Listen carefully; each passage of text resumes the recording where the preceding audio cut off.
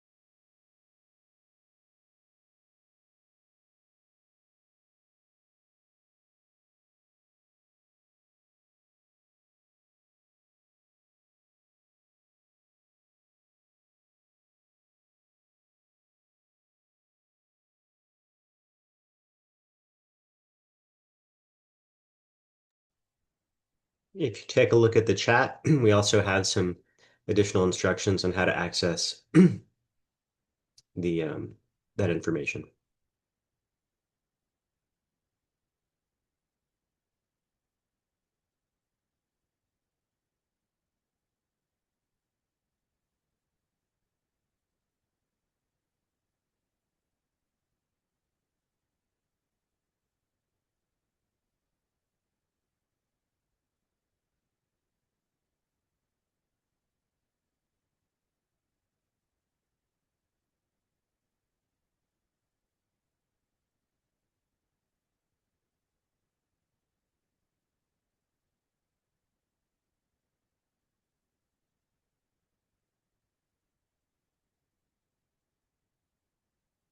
Okay, we're going to go ahead and get started. Welcome to the I-4 Corridor Urban Expansion Area Study public meeting. This is the first meeting of the second round of engagement. For those that just joined, please make sure you can access the Q&A feature at the bottom of your screen.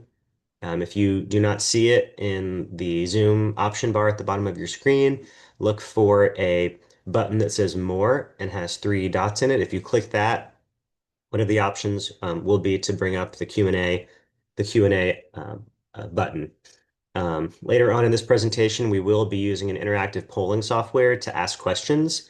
And just want to remind you to please have your mobile device ready for further instructions. And this meeting is being recorded. So again, this is the first meeting of three. This is a virtual meeting. We will be having another meeting with the same information on Saturday at the Bailey Elementary School in person. That'll be from 11 to 2, again on Saturday, June 13th. We will also be having the same meeting again on June 16th from 6 to 8 p.m., also at Bailey Elementary School. Those meetings will be interactive, and we're going to explain what those meetings are going to entail, and we will also give you a shorter abbreviated version of the exercise at those meetings here as part of this presentation. Going over the meeting agenda, my name is Stephen Benson, and I am the Consultant Project Manager with H.W. Lochner, working on behalf of the Planning Commission in Hillsborough County. Um, this is the agenda for our meeting this evening. We're going to go over the purpose and some introductions. We'll talk about the background, the scope, and the schedule of our study very briefly. We'll give you an update on the feedback that we have heard from you so far in this process. We'll give you the preview of that interactive exercise and a chance to weigh in initially with some of that information here using your mobile device. And then we will wrap up and hopefully we'll see some of you on Saturday as well as next week. So now I'll pass it over to Sophia with the Planning Commission. Thanks, Stephen. If you go to the next slide. Thank you. So as Stephen mentioned, my name is Sophia Garantiva. I am with the Planning Commission staff. And just a little bit about the Planning Commission for those who aren't familiar. The Planning Commission is a independent multi-jurisdictional, which means we serve unincorporated Hillsborough County, the city of Tampa, Plant City, and Temple Terrace, with comprehensive planning. And we are led by a board of appointed citizens. And each of those citizens is appointed by the elected officials of each of those jurisdictions. We are responsible for developing the state mandated comprehensive plans for each of the jurisdictions, and those comprehensive plans guide how and where communities will grow over the next 20 years. So the Planning Commission makes recommendations on land use decisions to the Board of County Commissioners, and this includes the requested changes to any requested changes to the comprehensive plan itself, or special land use related studies such as this one.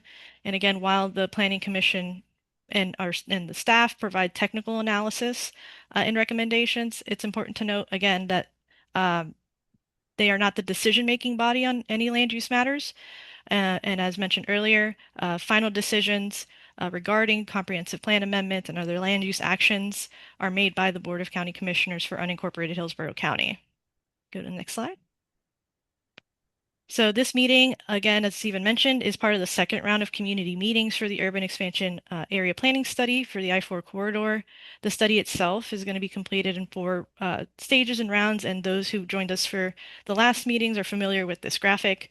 Uh, the community meetings will be held during each of these stages, and we are splitting them up into three meetings, one virtual tonight and two in person.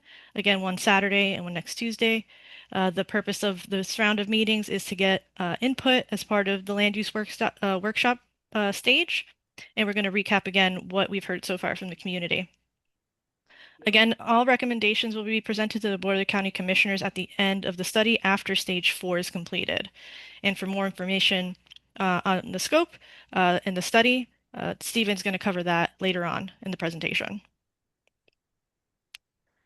Thank you. And there, again, are multiple ways to participate. You can sign up to receive emails and submit public comment by visiting the project website on the screen. There's also a QR code that will take you to the website. You could attend again the two additional meetings, in-person meetings happening later this week and next week at Bailey Elementary. And then you can continue to stay involved in the next two rounds of the project. Next slide. And then tonight's meeting specifically, the presentation will take about 40 minutes. And then after the presentation, we're going to complete a mapping exercise. In this case, we're going to do it through an interactive polling software. So that's why Stephen mentioned to keep a phone out, your mobile device, or if you have another tab on your internet browser that you can open, that works as well. And then all the information will be posted on the webpage, including a copy of this presentation and the recording of this meeting, and any supporting documents and maps. Again, the website's there. Go to the next slide, please. Thank you. And so how to participate in this meeting, I went over it quickly, and there are instructions in the chat. You could submit, again, questions and comments through the QA box at the edge of the screen, and you can like a comment when other participants have written them. And then also we will be putting information in the chat. Again, the meeting is being recorded and the recording of the meeting will be provided this week. And again, we are using that interactive polling software, so just a reminder again to be ready at the end of the presentation. And again, if you can't see the Q&A button, you just go to the ellipsis, the three dots at the bottom of your screen that says more, and you'll be able to find that icon with the two chat bubbles in order to access it. Next slide, thank you. And so you've already met Stephen, and I've already introduced myself. But the rest of the study team on the Planning Commission side is Andrea Papandreou, who's here online with us, Victoria Duran, and also Jay Collins, who is online with us. And then from the consultant team, we have Andrea Fernandez, also with H.W. Lochner. We have Matt Lewis with Stantec, and then we have Fatima Elcott with Conscious Community Connectors, who is the sub-consultant for public engagement. You may have seen her or Jason Gonzalez out in the community as they've been doing some canvassing over the past couple weeks. And I believe with that, I'm going to hand it back over to Stephen. Great. So jumping right in, for those that maybe are jumping into this process and we're not a part of round, the first stage of meetings, just some background briefly. In March of 2024, the Board of County Commissioners directed staff to study two areas of Hillsborough County for possible expansion of the urban service area. Those two areas are shown here on the screen. The area on the left is the Little Manatee South area, which is down between US 41 and I-75, generally at the southern edge of Hillsborough County. And then the second area is what we've called the I-4 corridor, which is generally the area between um, the cities of Tampa, Temple Terrace, and then the existing urban service boundary, which includes areas around Brandon and Valrico. So our study area runs from those areas east all the way to the edge of the city of Plant City, down to State Road 60 and up to the Nonasassa. And that's the area that's shown on the right in purple. The remainder of this presentation and the meetings over the next week are going to focus on this I-4 corridor study area primarily. So the project schedule that Sophia mentioned, we are currently in the land use workshop stage. That's stage two. We intend to be able to come back and bring you, based upon all the input we've received and our analysis, a preferred alternative, an initial recommendation in the summer. We will have another set of three meetings with you, a virtual meeting and two in-person meetings, where we will show you three scenarios and get your feedback on what you like and don't like about each of those different scenarios. And then we will use that to compile a final recommendation, which will go to the Board of County Commissioners. We'll come back to you first and present that in stage four, that final recommended plan and maps in the fall. And after we finish those three meetings as part of stage four, then we will be presenting that to the Planning Commission board and also to the Board of County Commissioners. So the long story short is there are two more stages in the process. We're just about halfway through, and there'll be two more meetings as part of this stage, and then six additional meetings in stages three and stage four. So just starting by taking a look a little bit in more detail at the study area. I know it's a little bit blurry, but I'm going to go ahead and explain sort of what this covers. You can see here at the west end of the study area, we encompass the area around the Tampa Executive Airport in Eureka Springs. That area is not currently in the urban service area, so it is part of our study. We include the southern part of the Nonasassa, heading east into Hillsborough County across and through the Pemberton Creek area. And then the study area sort of wraps down around the east side of Brandon and Valrico, and then widens out all the way down to State Road 60 to the south, and the northern boundary, the Nonasassa Road, Sam Allen Road. They're on the northern edge. And then heading east, the study area includes the areas just to the south and to the west and to the north of the city of Plant City, but primarily west of State Road 39. Of importance, we want to mention too that the eastern edge of our study area is also being looked at as part of the Plant City Vision. That yellow line that you see on the map, that is the Plant City Vision area boundary. And so that area has some information that is contained as part of Plant City's comprehensive plan, and it is under an update process as well. So we are working in conjunction with that process, but do want to point out that the eastern edge of the study area is included in that Plant City Vision area. And now I'll pass it off to Fatima to talk about what we have heard so far as part of the first round. Awesome. Good evening. Thank you so much, Stephen and Sophia, for kicking us off. Thank you to each of you for spending some time with us on this evening to go through this. So, as Sophia mentioned, you may have seen myself or my colleague, Jason Gonzalez, out talking to you all in different locations throughout the I-4 corridor. So, this is just a slide that shows a little bit of what we did in this first phase. So, leading up to this meeting, we had the round one community meetings for those of you who attended that. We did the same exact format we're doing for this round, where we had one virtual kickoff like this one, followed by two in-person community meetings. Last round, we had a total of 153 attendees.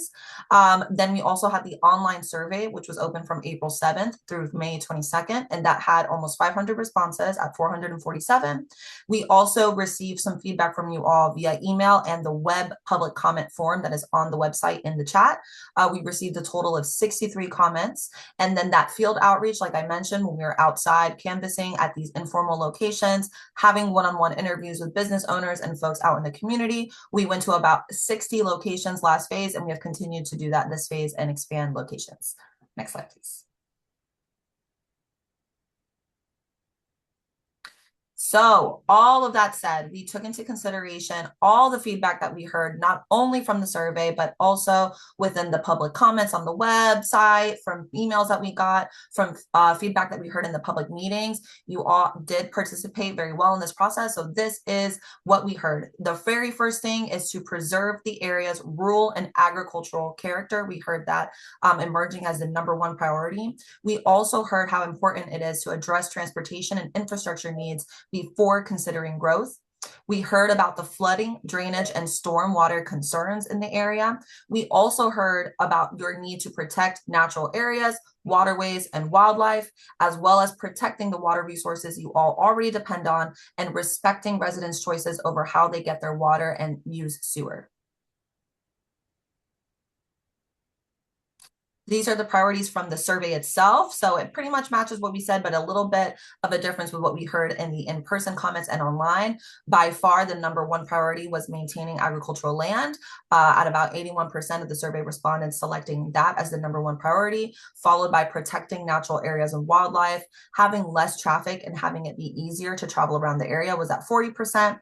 Having parks, green spaces, and places to gather at 30%.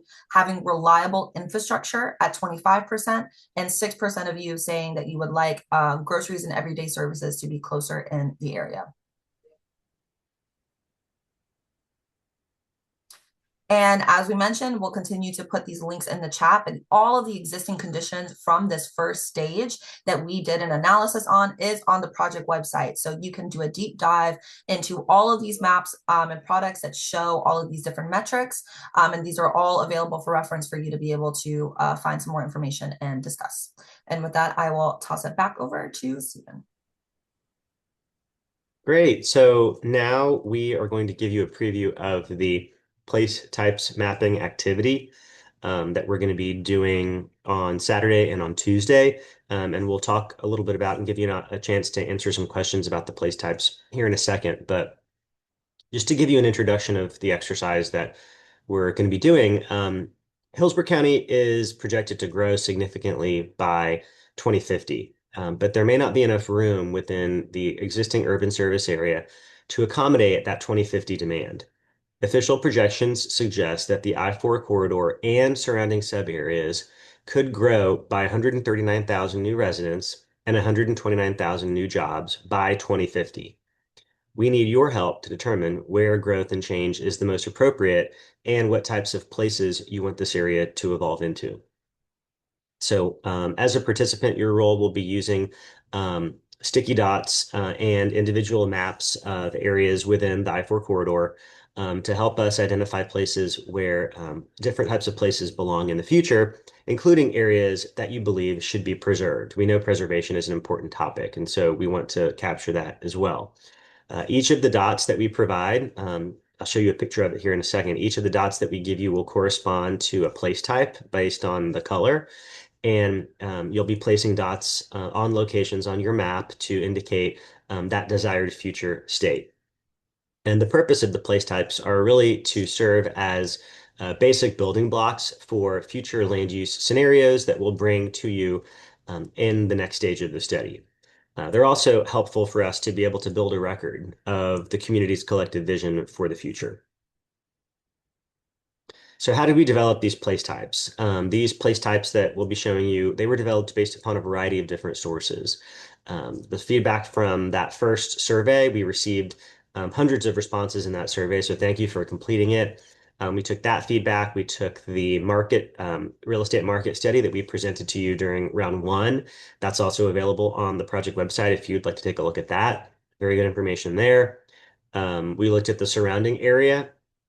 We looked at the adopted community plans, and we also looked at the comprehensive plan as a whole, and generated a range of place types that we believe reflect a variety of different land uses, a variety of densities, all the way from very low to no density, all the way up to medium to high density, and a variety of different contexts, from natural to rural, suburban to urban. And of course, those different land uses encompass residential, commercial, and then land uses that address mixed use.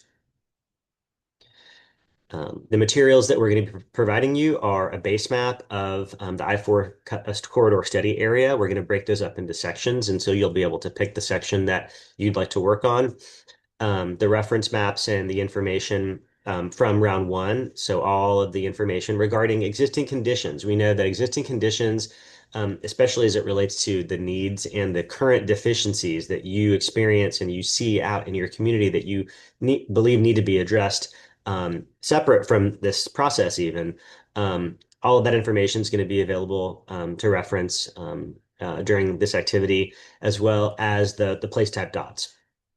And again, we'll be providing those dots to you to be able to place on your map and submit them as part of your comment. You're going to receive a specific amount of dots, and the number of dots do relate back to the amount of demand and the amount of population and jobs projected to be here in 2050.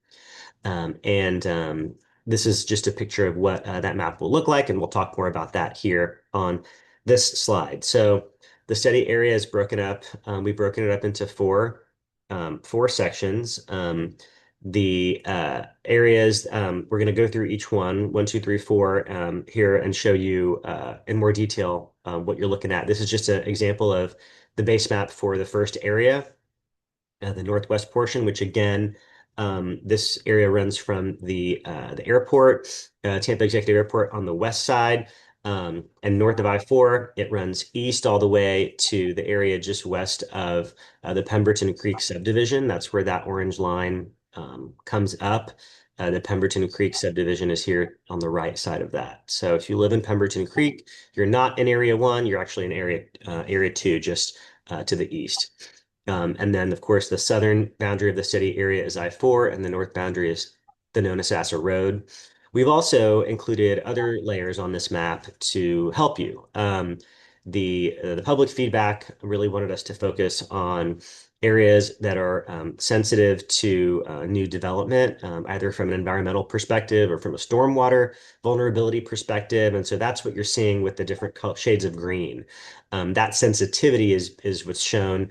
Areas that are the least sensitive to new development are shown in white or in the lighter shades of green.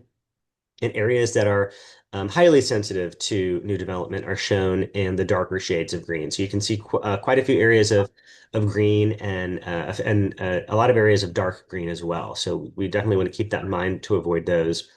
Another layer on this map that is going to help you in identifying how areas should or should not grow and change is existing urban services or existing utilities that are available. The I-4 area, I-4 study area does include areas that are part of the county's potable water service area and the county's wastewater service area. So you can see here in the light blue hatching, so running up County Road 579, running up Mango Road. On either side, there are areas that are currently on county wastewater service, county sewer, and there are areas that are currently served by county water on both sides there of County Road 579.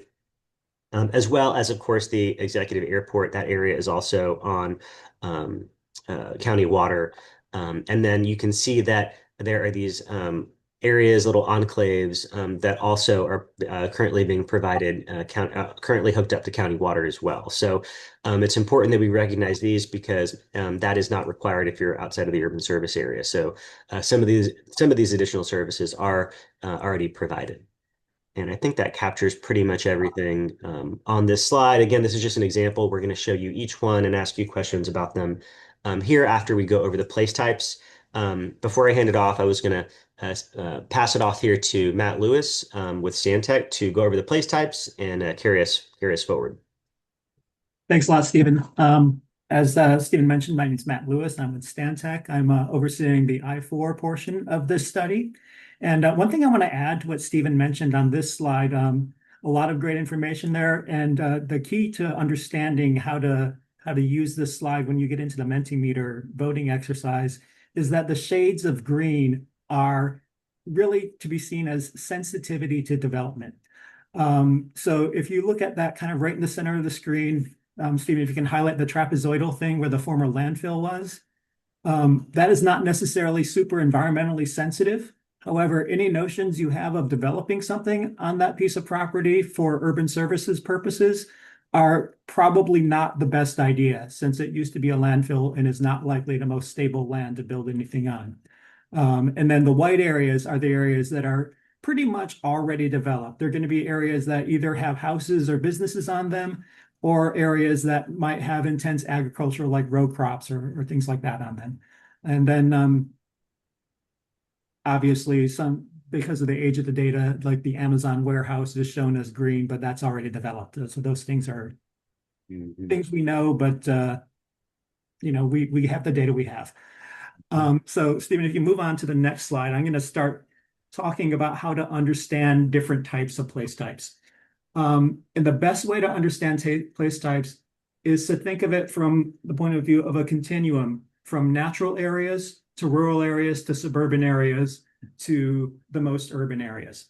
And when you think about this continuum of places, and you think about that in terms of urban services, which are water and sewer pipes predominantly, just look at these colors on this continuum, and the more grayscale they are, the more likely they are to need urban services. Natural areas, clearly, if you're putting a pipe out there for water, you're doing something wrong. Urban areas, the most intense areas on this map, if you're not providing central services to those, you're probably doing something wrong. And the continuum goes through the middle of those. I'll go ahead and go to the next one. If you're a visual like me, you want to know what these areas look like. So the furthest on the spectrum towards natural and agricultural is, think of agriculture as large swaths of agricultural land. It's areas that are predominantly in agriculture, most of the land's being used for productive purposes. And then as you move through the spectrum, you see more what you traditionally think as suburban development.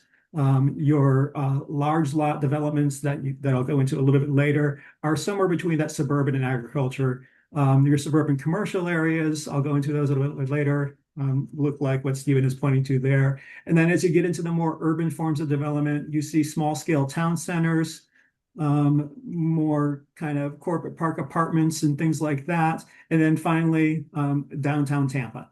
That's the most urban you can get. I'm going to give you a preview. We're not thinking any area in this area is likely to be able to support downtown Tampa level development. We go on to the next slide. So I'm not going to belabor natural areas because I think we all know what natural areas look like naturally. They're preserved. They're pristine. They're the places where we go and hike and row and what you would say is enjoy nature. Going on to the next one.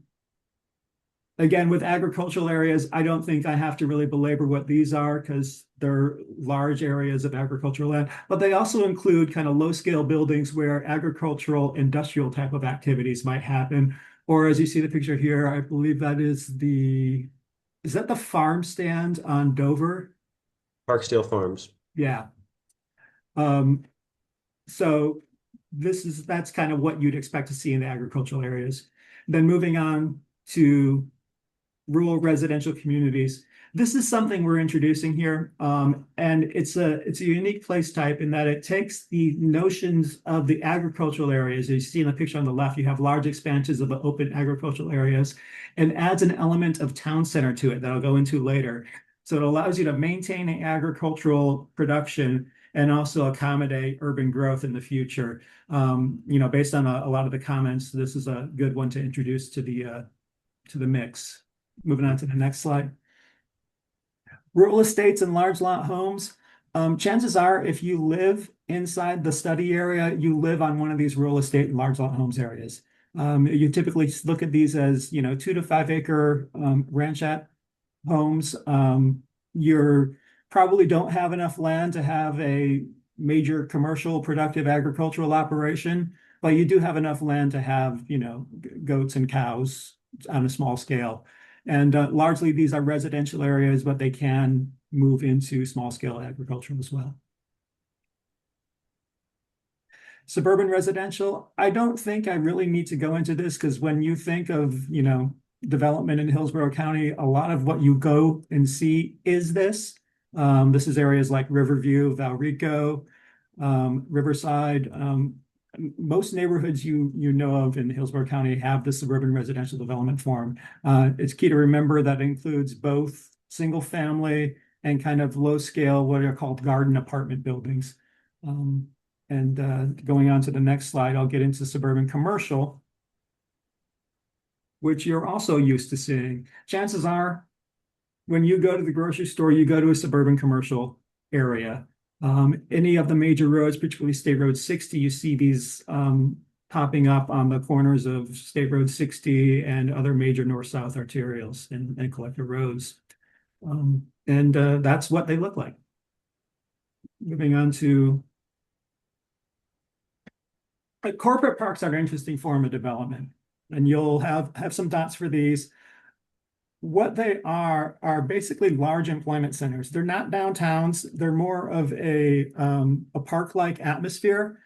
If you've been to Hidden River to get an MRI or an X-ray, you know what a corporate park looks like. It's generally a lot of office buildings, very little residential or kind of retail, small-scale serving uses to support the office buildings.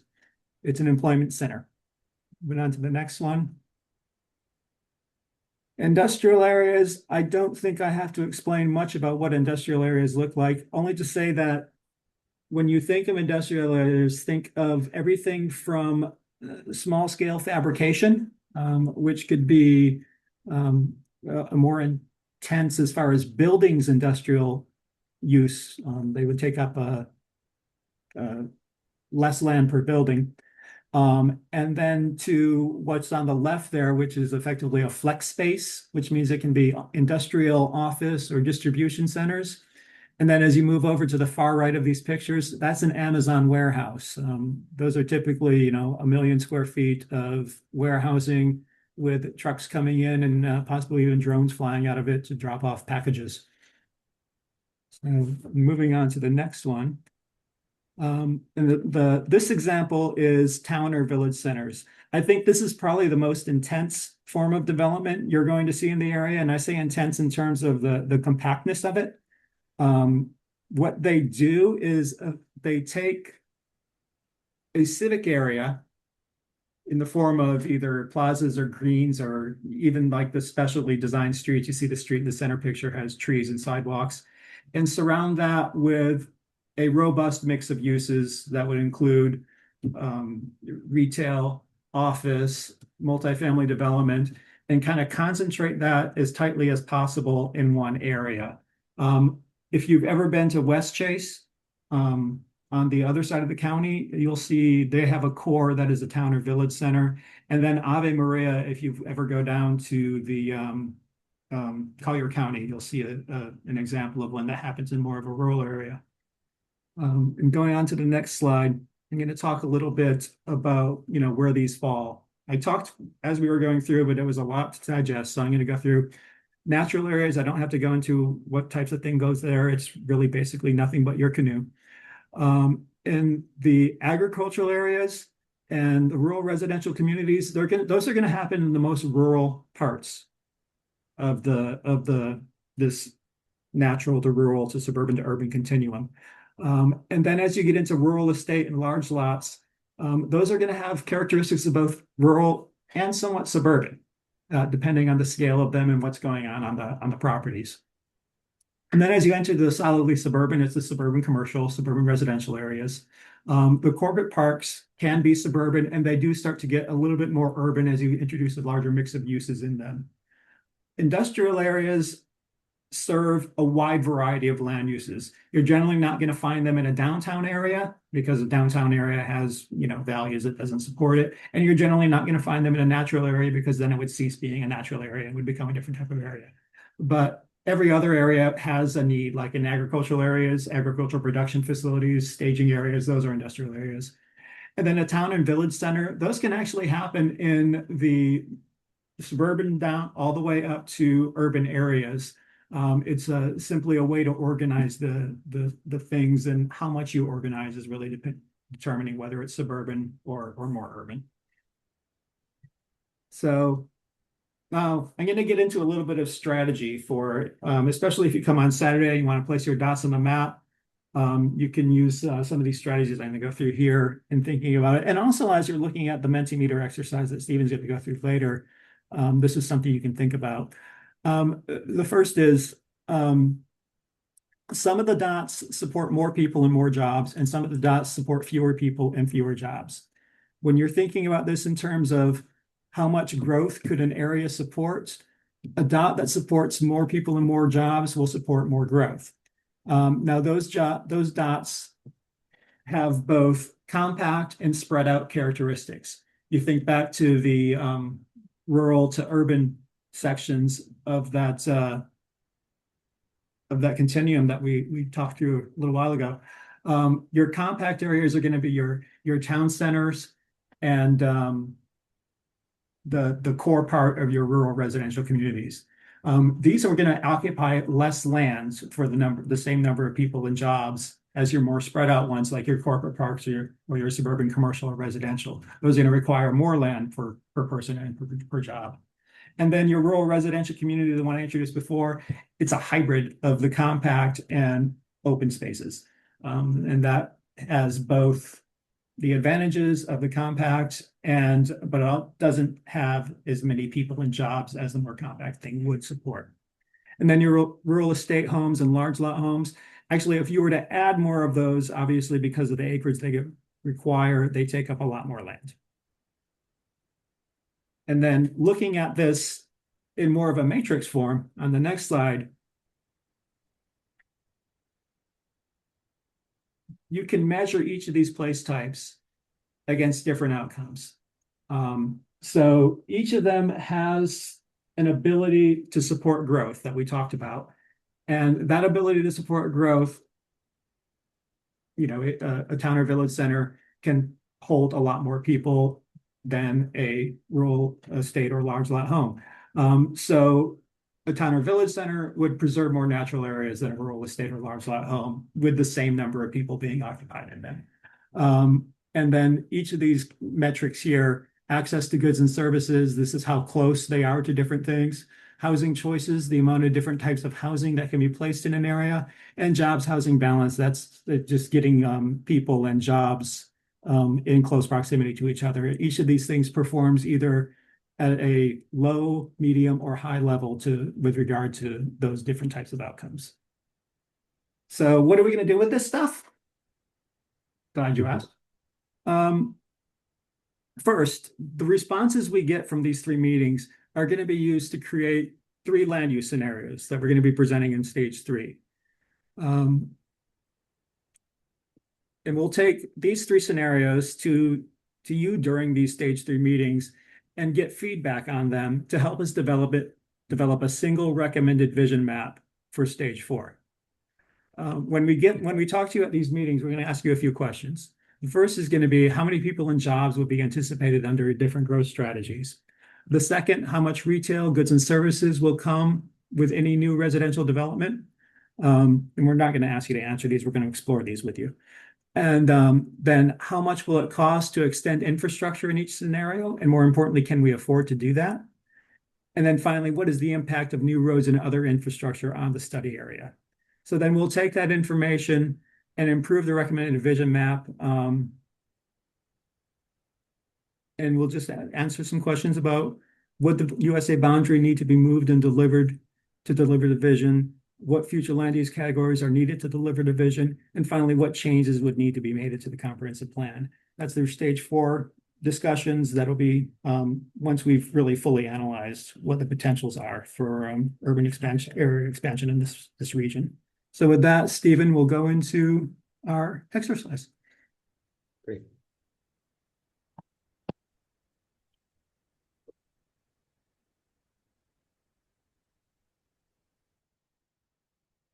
Okay, so please go ahead and get your smartphones out.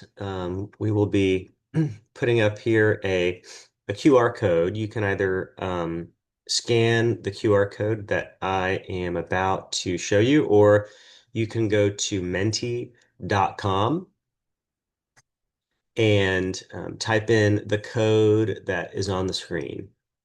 Um, so there's menti.com, and the code on the screen is 14798795. Or you can scan this QR code. It'll bring you here, and I believe we're going to be putting that in the chat as well. A link to the to this as well. This will come up on your phone or on your mobile device, and you'll be able to answer the questions along with us. And we'll also be able to share the responses live with each other, so you can see what each other is saying. So I think we had about a few more people join, so we'll give you a second to join in. If you want to go to your mobile device, go to menti.com. 14798795 is the number to type in. You can also do this on your computer. Go to menti.com and enter in the code for this presentation, for this survey, which is 14798795. And we're going to show you the same thing you're seeing on your screen. So you can minimize the screen and open a new window and do that. That's just fine. You can still hear us. Love to get a few more, but we can keep going. And if you need assistance, we'll put the website and the number in the chat as well for you. So looking here at Area 1, again, this is that area north of I-4 from the Tampa Executive Airport on the very west side, the bypass canal, that area, all the way to the east, right up to, but not including, the Pemberton Creek subdivision. So this is just Area 1. It's shown here in the orange line. We're not referring to anything outside this area. We're just referring to this area, the area that has different shades of green and white, and that's within this orange boundary. That's Area 1. Again, it's north of I-4, generally the area that is north of that Mango interchange, up to Thenonasassa Road to the north, on both sides of 570 of County Road 579. So this is area number 1, and I'm going to go to the next slide, and we'll be able to show you your results. Please go ahead and indicate here which of the 9 place types that we kind of went over with you, which of these do you think would be appropriate in area 1? There's the suburban place types, suburban commercial, suburban residential. There's town or village center. There's natural areas, which are the areas, that first area that we showed that was not developed at all, and largely represents areas that are probably preserved lands or parks. There's agriculture, which is one of the predominant uses in the area currently. There is corporate park, so that's a little bit similar to, like for instance, Hidden River the Hidden River area, which is not too far from here, up off of 75 and Fletcher. That'd be a good example of a corporate park. And then rural estates and large lot homes, that largely represents what exists today in most of the study area. Um, and then the rural residential community, which we talked about earlier, that is similar to rural estate and large lot, but does have some clusters of main streets or town centers, if you will, um, but is both. It includes agricultural, includes some main street town center, and also some large lot homes. So that's what the rural residential is, and then industrial, of course represents industrial areas similar to what you might currently see already out on along County Line Road or in the East Lake Orient Park area as well. So those are the options. We've got about half of you responding, so we'll give it a little bit longer. And if you don't want to respond to this slide, if you don't want to weigh in, that's fine too. Um, but I just want to give you a second to respond. I know 23 of you, I think, are logged in. We've got about 11 responses so far. So if you're more leaning toward, some of the place types that maybe are existing currently in the study area, that would be natural areas, agriculture, and rural estate, large lot. There's some suburban commercial and residential, very, very limited. The suburban commercial is mainly along major roads, not entirely. There are some examples of it, but those are the minority for sure. The predominant pattern is natural areas, agriculture, and rural estate. Those are the existing, and all the other place types are newer ideas that we're introducing to get your feedback. So this is for area one. We're going to ask the same question for the other areas here. And to try to get some more responses. We only have about half of you responding, um, but this is area one. And then here in a few seconds, I'm going to go over to area two. And if you want to go back to area one, you'll be able to do that on your phone. You can go back. That's fine. Area two, this is picks up where area one left off. That Pemberton Creek subdivision is this western edge of area two, north of I-4. So if you're in Pemberton Creek, this is your area two. Again, it runs from Pemberton Creek all the way to the east to just west of Fritzky Road. Kirkman Road, if you know where that is exactly where this orange line is. Um, and then this area, again, north of I-4, all the way up to Thonotosassa, between Pemberton Creek subdivision and between Kirkman Road. On the south side of I-4, this is also part of Area 2.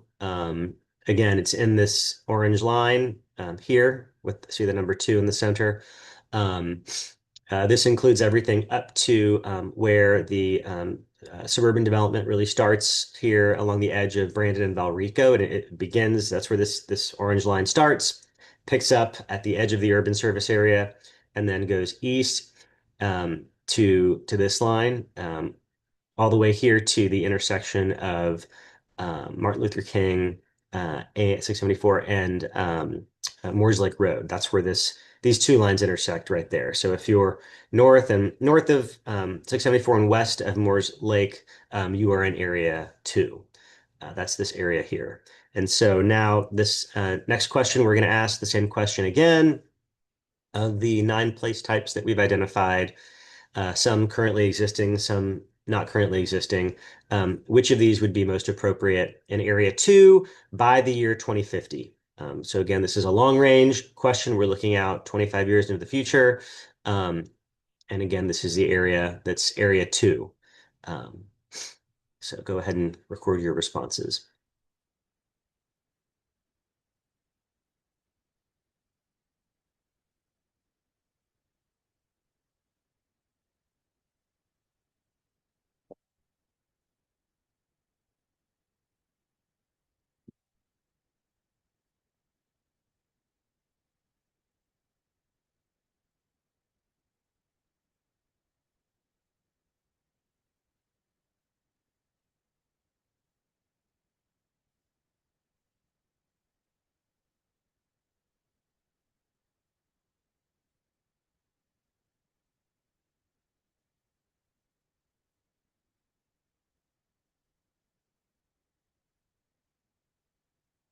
Okay, I think we're going to move on to area number 3. If you have a want to enter in your response, feel free to do so.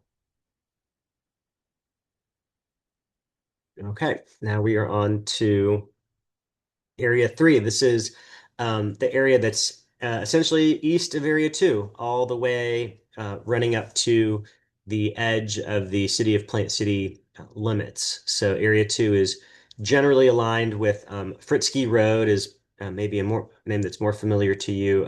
This line is just aligned very close to that. That's this western line of Area 3. Again, the northern line roughly aligns with the Nonosassa Road, the continuation of it. You can see it's the same all the way across.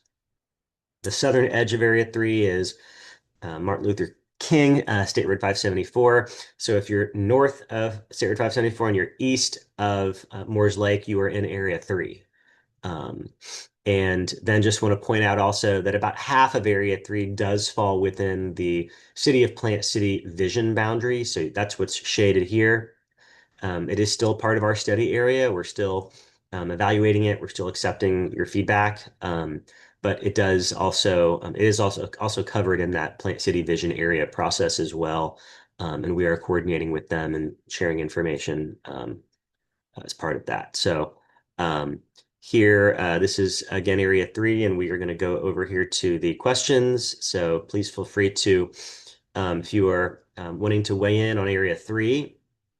Again, this is the area north of Martin Luther King and east of Moores Lake Road, um, all the way east, going all the way, kind of wrapping around the northwestern edge of Plant City, all the way to State Road 39. So in that area 3, it's very large.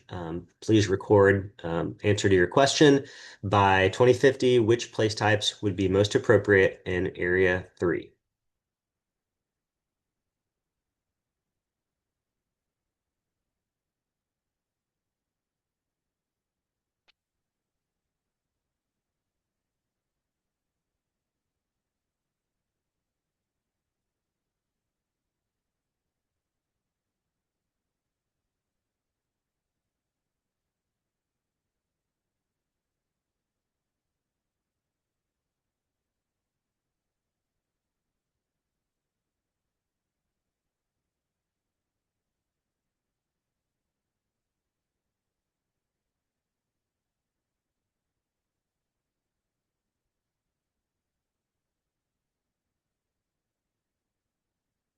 Okay, I think we're going to move on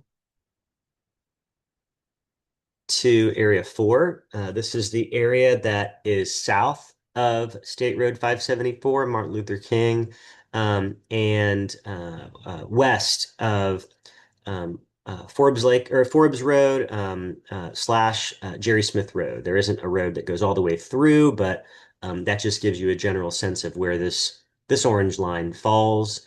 So if you're west of Forbes Road, if you're around the county fairgrounds, that's this area 4. Sydney, Dover, if you're around that area, that's this area 4. The southern part of Dover would be this area. If you're just east of Brandon, just east of Valrico, chances are you're in area 4.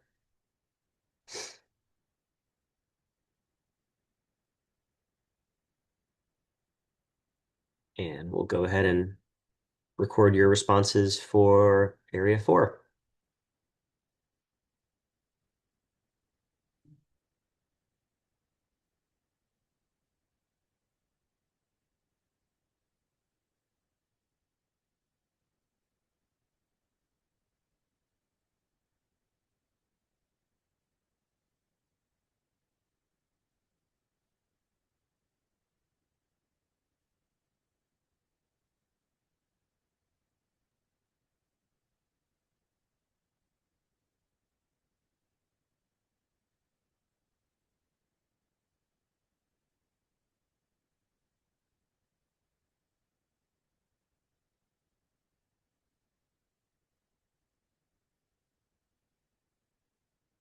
Just give it a few more seconds until we move on.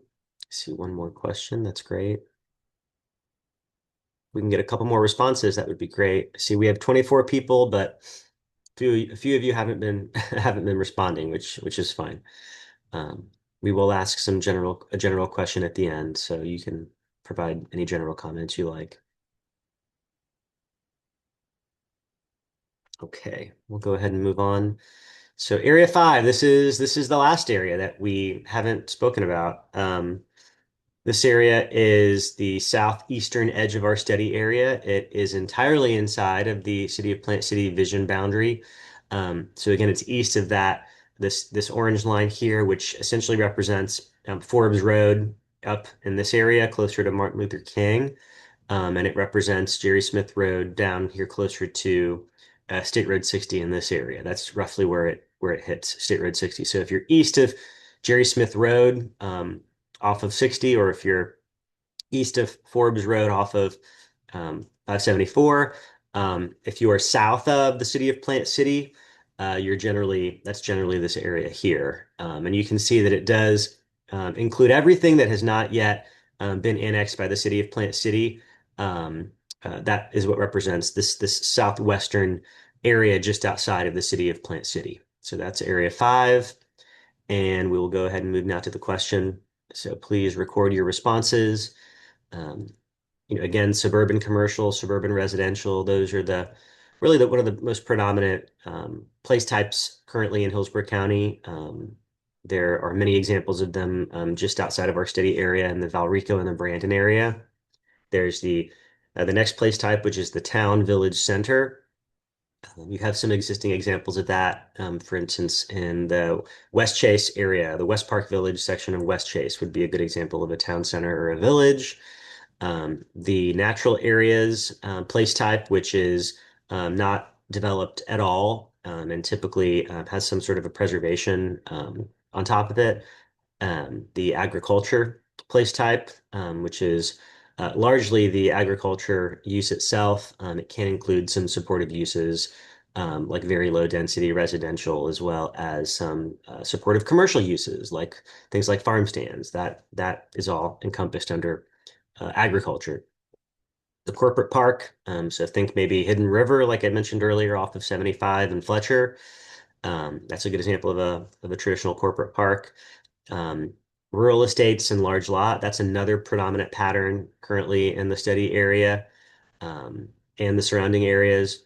The rural residential community, which is more of a mix of the yellow, the orange, and a little bit of the town center. Kind of, if you put all three of those together, it's very similar to a rural residential community.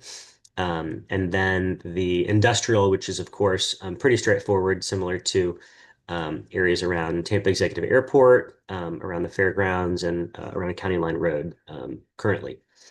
Looks like we have almost hit all of our responses for those that have been responding. So we will go ahead and move to the next question. Oh, we got one more. That's great. Um, so the next question is, and maybe you were answering this the whole time, but we'd still like to know that now that we've gone over all of them in detail, which area do you live in? If you live outside the study area or maybe nearby the study area, you can, put outside, but otherwise just indicate to us which area you live in. Or if you have work in one of the study areas, there are not a ton of jobs. There are some, but they're not it's not a huge job center, so if you happen to work in a study area, you can go ahead and record that as well. That's fine.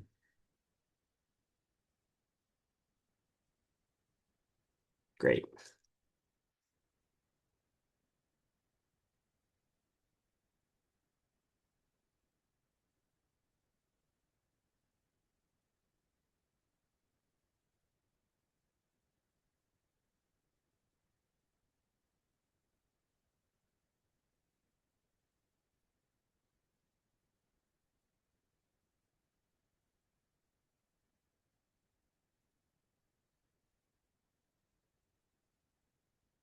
I think there were a few more, so hopefully maybe we'll get a few more here before we go to the next one. There is just one more question we'd like to get your feedback on.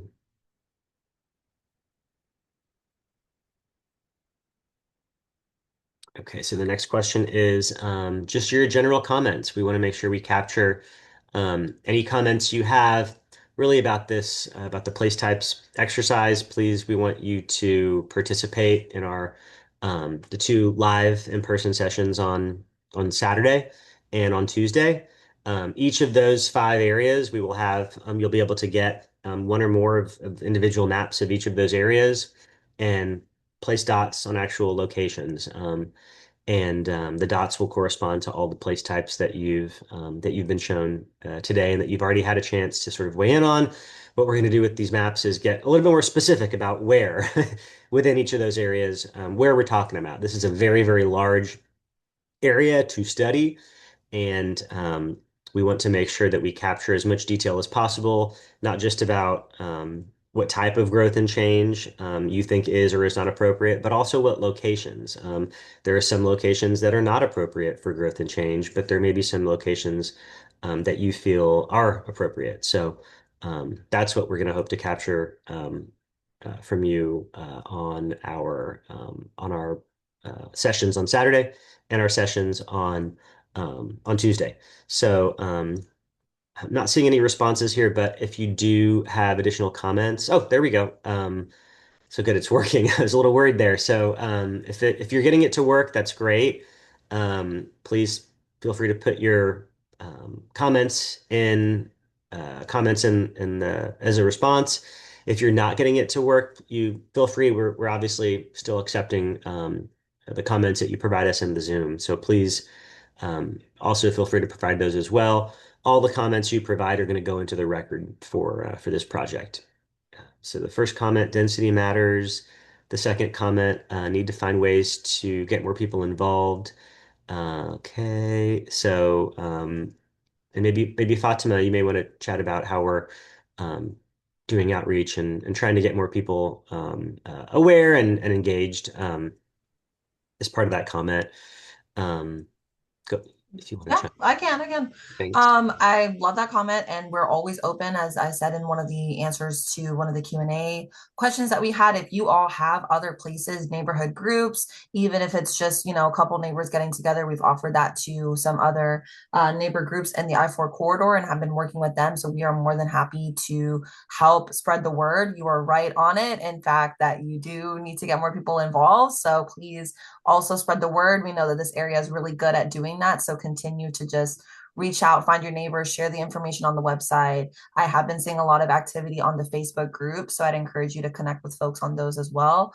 But this is, as we mentioned, not a one-time process. This is something that you all will have to continue to be engaged in. We also have on the project website a newsletter that you can sign up for to specifically get updates just on this study for the I-4 area. So encourage you to do that as well. So that way you can spread the word. But again, let us know if you have other suggestions. More than happy to meet them.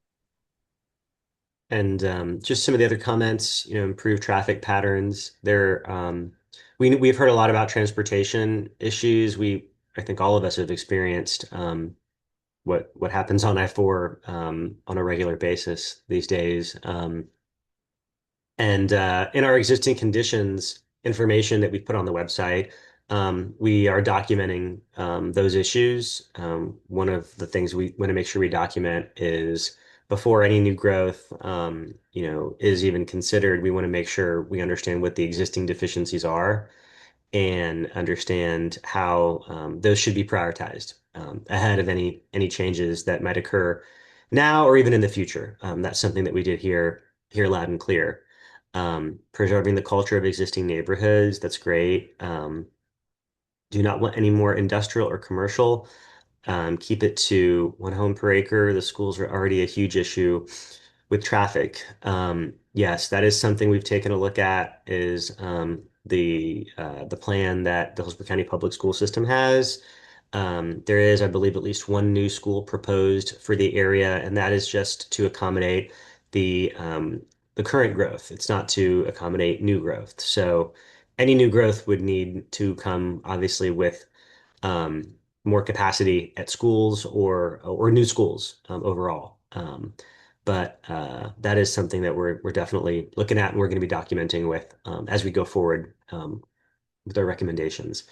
I think we need to keep as much of our agriculture area as possible. generations of farmers are still in the area and need to keep. We've heard that as well. That's a great comment. I know a lot of the responses were related to add the agricultural place type. There were some questions about that one. So that's a great comment. I'd like to see more nature being preserved. I understand people wanting to move here and money, but I believe we need to preserve what makes Florida Florida to keep our beautiful state beautiful. That's a great comment.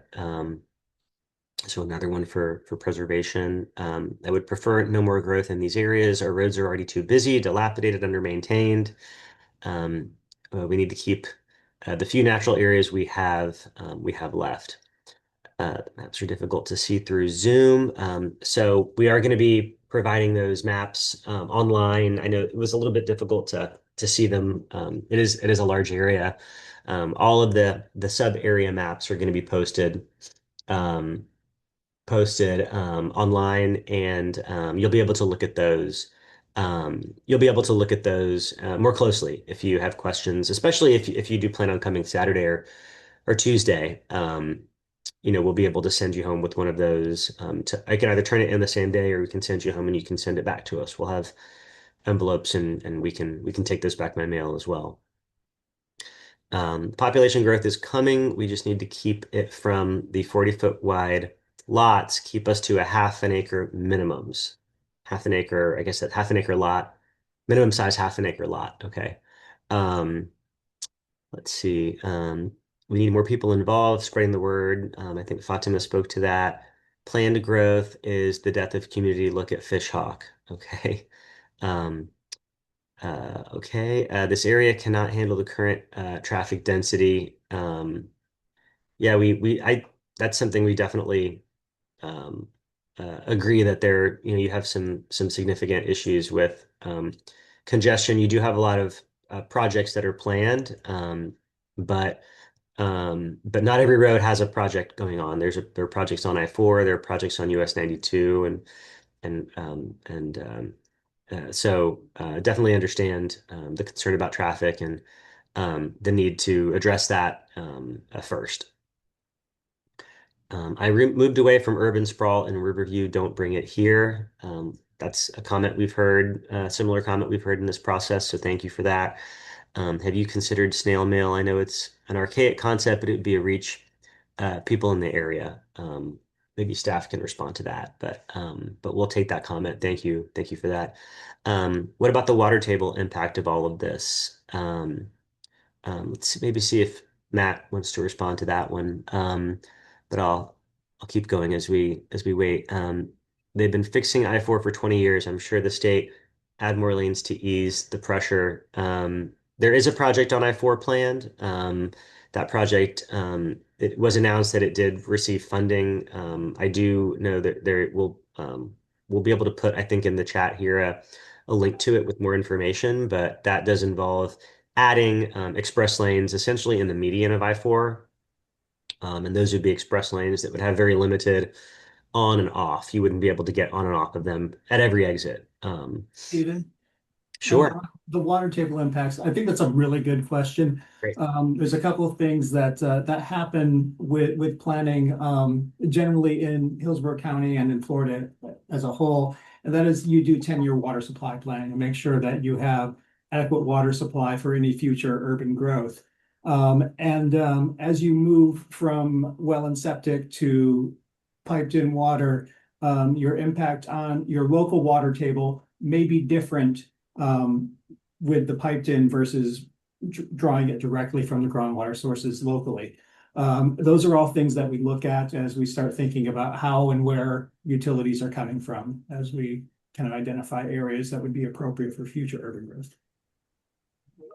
Yeah, and we know that we did receive quite a few questions about the work that is already being planned by Tampa Bay Water and by the county water resources, the One Water campus, and all the investments in the water infrastructure. And it is important to note that infrastructure and the planning for that is planning, not assuming that there would be more growth in this area. So that the growth that is planned to accommodate is growth that is already factored into the comprehensive plan. It's not growth. It's not new contemplated growth that isn't already adopted. So just want to make that distinction because there are a lot of water projects that are being done, but they're not necessarily to address anything that would be additional growth that's not currently planned in this area. And Stephen, if I could just jump in on the snail mail comment. Um, we have used mailing notices out as part of some of our other efforts. Um, and that just wasn't returning. It wasn't one of the ways people were telling us when they did come to the meetings. That's how they heard about the meetings. A lot of it was the signs that you see around the areas at the major intersections. But we have been talking about possibly doing a postcard in the future to advertise the rest of the meetings now that they have been secured with the schools and the locations. So I think it's a great suggestion, and it's kind of nice to hear that there's folks out there that still think it's a viable way to reach people. So we appreciate that. And then I also wanted to touch quickly on the June and July scheduling of the meetings. Totally understand that it's the summer and people are not necessarily here, but we are trying our best to, again, provide the different methods. So having the virtual meeting if you can't physically go to the meetings, and then having this, online component to uh, voice your comments and concerns, and give us your feedback. And also the website is up there, and there's a comment form that you could submit on the website. Uh, so it's not just limited to the meetings, and then the information is on there as well to take a look at this. This meeting's going to be recorded, and it's also put up there as are the meetings from round one, and the meetings moving forward will also be recorded, the virtual ones. So we are trying to do our best to cover all our bases, but appreciate that comment as well.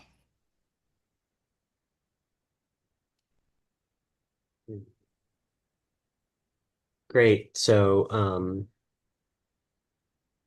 let's see. I can keep mentioning some of these. We live with the land. We don't develop it. A lot of wetlands need to be preserved. This is a flood-prone area. Yes, it is. It is actually very difficult to develop, wetland. It's not something that's necessarily recommended here.